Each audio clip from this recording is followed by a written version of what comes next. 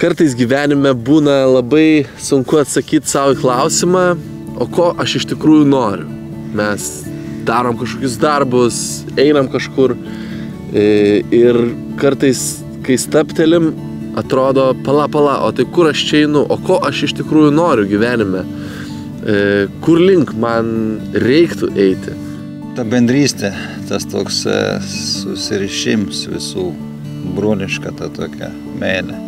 Atėjau į šitą klubą ieškodamas savo minčių tokio ramybės, gal irgi suorganizavimu, sudėlioti visas mintis į kažkokius tai kai spinto į stalčiukus, į lentynėlės, kad būtų paskiau galima belekada žinoti, kokią mintį kada kur rasti.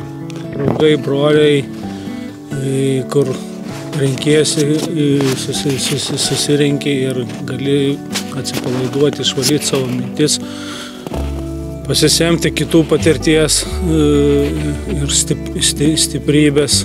Mes spalio 4-6 dieną Pajūrio vyrų klubo stovykloje ir bandysim atsakyti į tą klausimą ir bandysim susikalibruoti tą savo gyvenimo kompasą per įvairias praktikas, per atvirą ratą vyrų, per pašnekesius. Stovykla vyks tikrai tokio įdomioj sodyboj prie Lopaičio piliakalnio, kuri yra tikrai tokia nuo senovės šventvietė, galios vieta. Būdami toj vyrų bendruomeniai gali pamatyti, kaip kiti gyvena. Ir tiesiog kitas iki grįžęs gauni tą įkvėpimą. Tai va, kviečiu tai, prisijung būtinai. Ir jeigu dvėjuoji, tai nebijok. Junkis, daryk tą žingsnį tokį. Iki susitikimo stovykloje, ačiū. Iki.